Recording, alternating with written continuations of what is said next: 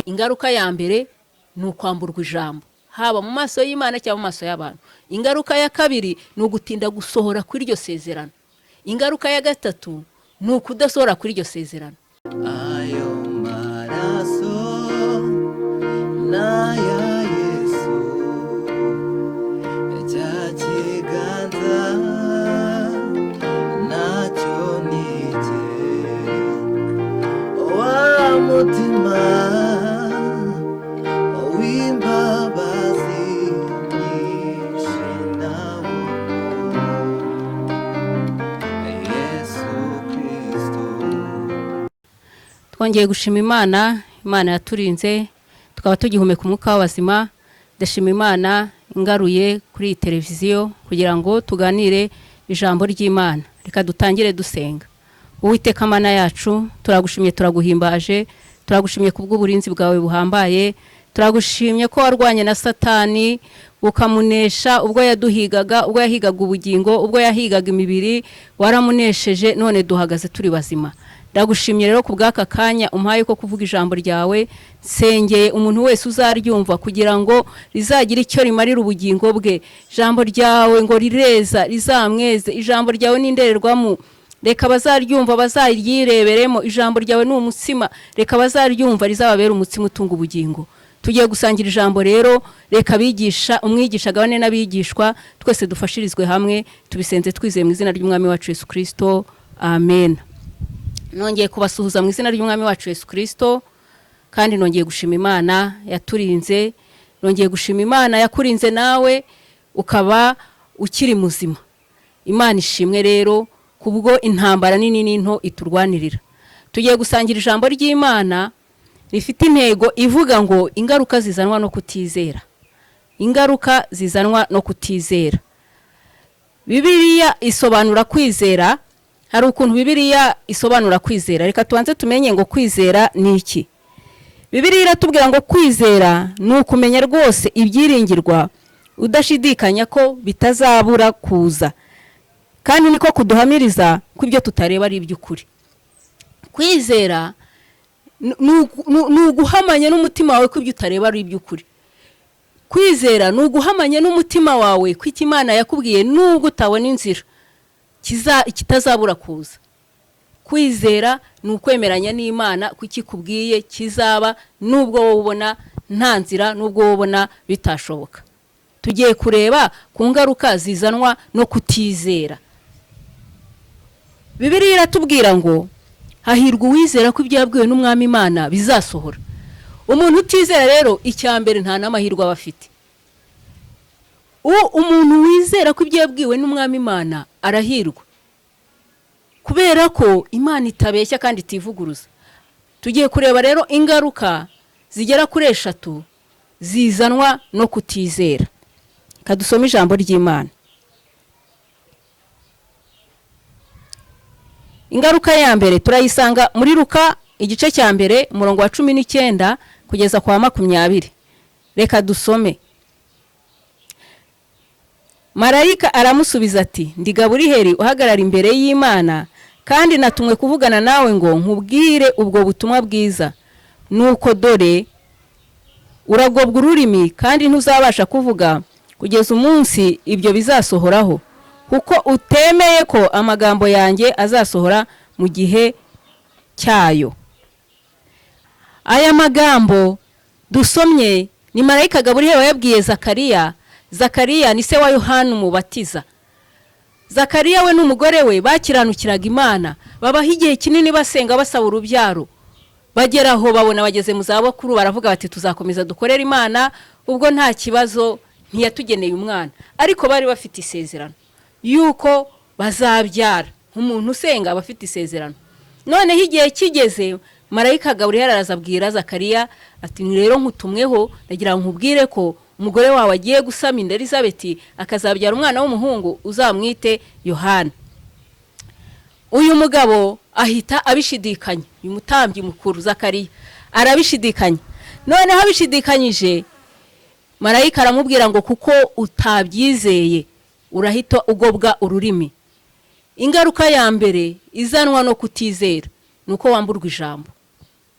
uwo mwanya Zakariya yahise abikiragi, agira ubumuga bwo kutavuga guhera uwo munsi kugeza igihe umwana yavukiye. Iyo Imana ikubwiye ikintu ntukizere, icyambere, ingaruka ya mbere, wamburwa ijambo. Bibiliya iravuga ngo ntago bishoboka kutizera nezeza Imana.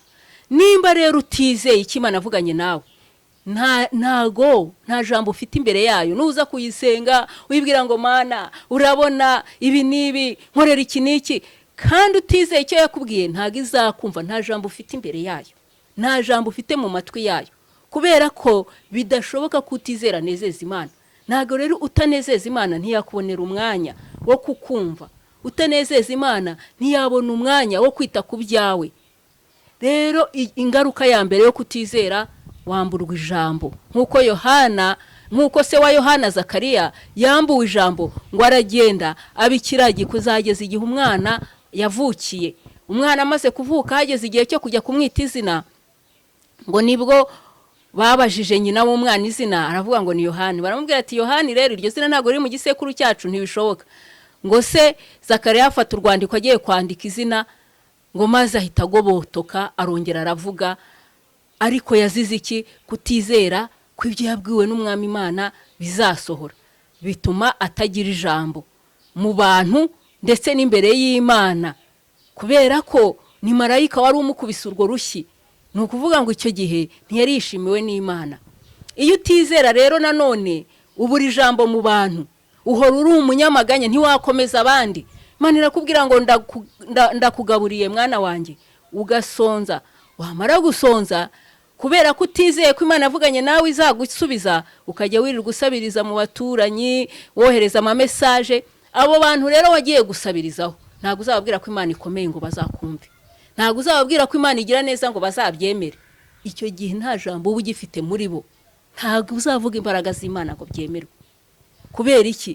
Kubera ko utagaragaje imbaraga z'Imana mu bantu, ntiwagaragaje kwihangana kugira ngo Imana izazikurengere. Imana ishobora kukubwira ngo nzagukorera ubukwe, wareba imyaka umaze kugeraho ukabona ko bitagishobotse, ugatangira ukinyanyagiza, ugatangira ugakora ibyangwa n'amaso y'Imana, cyangwa se ugatangira ukaba nyiramaganya, ukirirwa uvuga ngo ntibyashoboka. Uwo muntu rero wabwiye ijambo ko bitashoboka, ko Imana itabishobora, ntago uzamubwira ko Imana ishobora byose. Uwo muntu mwagiye gukorana ibyaha, ntago uzamubwira ko Imana itabara, ntago uzamubwira ko Imana yanga icyaha. Nta jambo uzaba ufite mu bandi. Kubera iki? Kubera ko wabuze kwizera.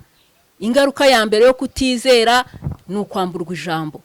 Ijambo imbere y'Imana, igihe uzaba usenga ntizakumva, nta jambo uzaba ufite. Kandi wamburwa ijambo mu bantu, kubera ko amagambo uvuga ntagaragaza ko Imana ishobora byose, cyangwa ibikorwa ukora ntago bigaragaza ko Imana izagutabara. Iyo ugiye kubabwira Imana rero ntibakumva, ahubwo batuka Imana usenga, bakavuga ngo yo si yo Mana asenga ko itamutabaye. Iyo Mana asenga yaturatiraga ko yadusize akajya muri iyo Mana ko ntacyo yamumariye. Nta jambo wagera rero muri abo bantu kandi utarizeye Imana yaguhamagaye. Iyo ni ingaruka ya mbere. Ingaruka ya kabiri rero yo kutizera Imana ni ugutinda gusubizwa. Ingaruka ya kabiri yo kutizera ko icyo wabwiwe n'Imana kizasohora, utinda gusubizwa.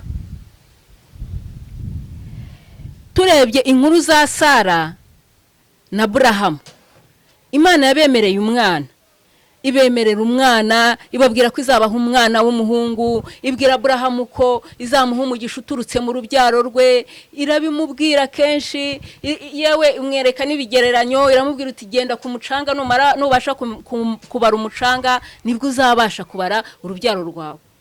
Iramubwira iti bari inyenyeri, ati ntibyashoboka, ati rero ni ku rubyaro rwawe ruzangana. Imwereka ibimenyetso.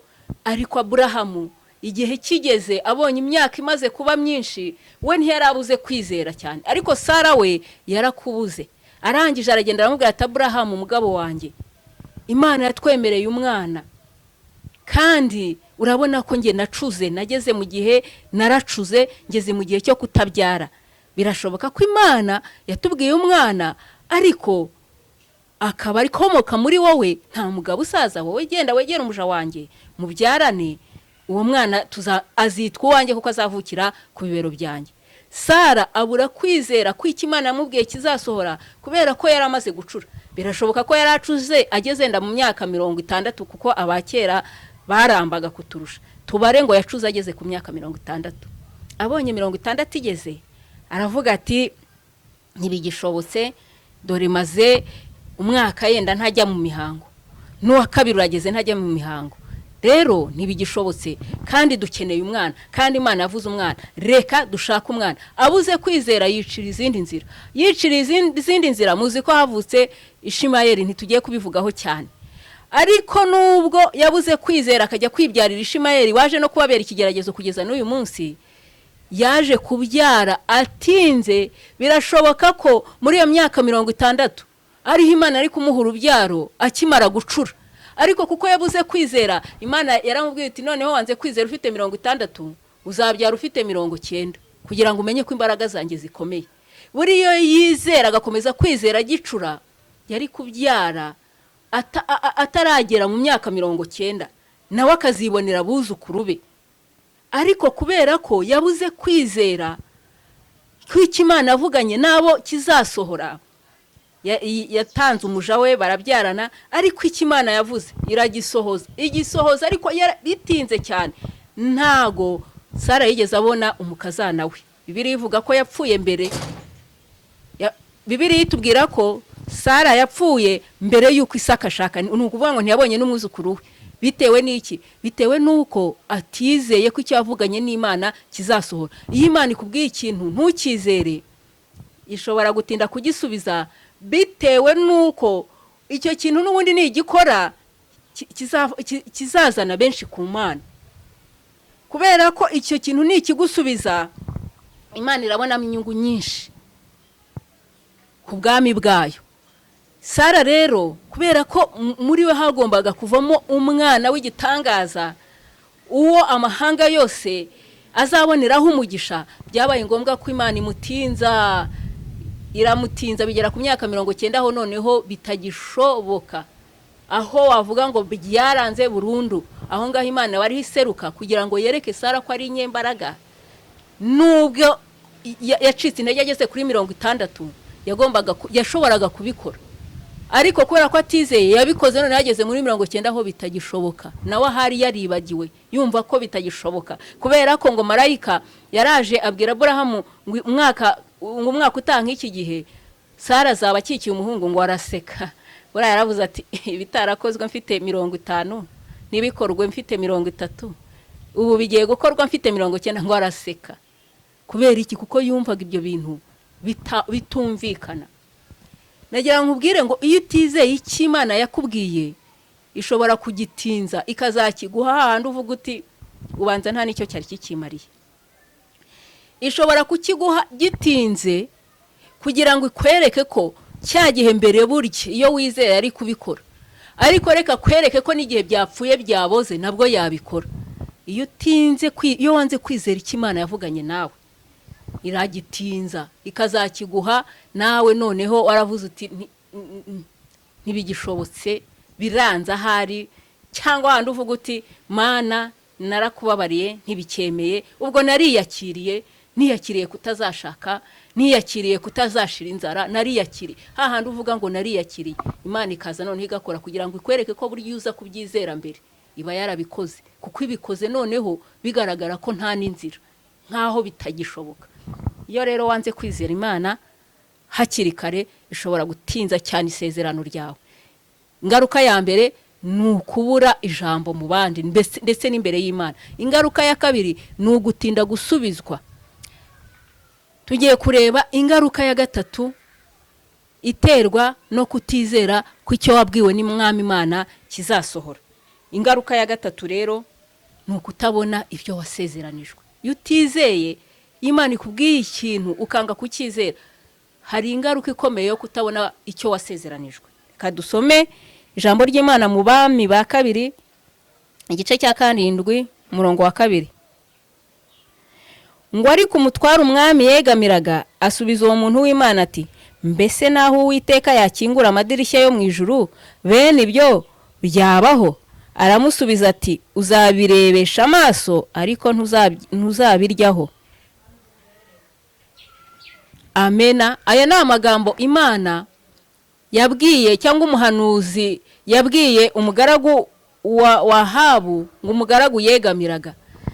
Igihe cyarageze muri Isiraheli hatera inzara ikaze, hatera inzara ikomeye, ngo bigera naho abadamu barya abana babo, bigera naho ngo abantu barya amahurunguru y'inyamaswa, ngo barasonza cyane. Ngo noneho Ahabu atuma kuri Elisa, aravuga ati iyo Mana yawe nawe wa muhanuzi we, ibi ni ibiki mudukorera? Iyi Mana si itegeka imvura ikagwa, iyi Mana si itegeka ikime kikaza, nibi ni ibiki? Kuki inzara ingana gutya? Byarakunaniye wa Mana we?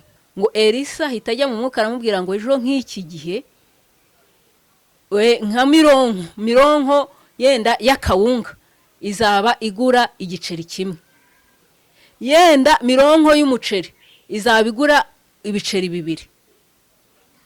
Arangije ngo uwo mugaragu w'umwami ngo abyumvise, aravuga ati reka nkubwire, ibyo uvuga ntibishoboka, naho amarembo y'ijuru, naho amadirishya y'ijuru yafunguka, ibyo bintu ntibyashoboka.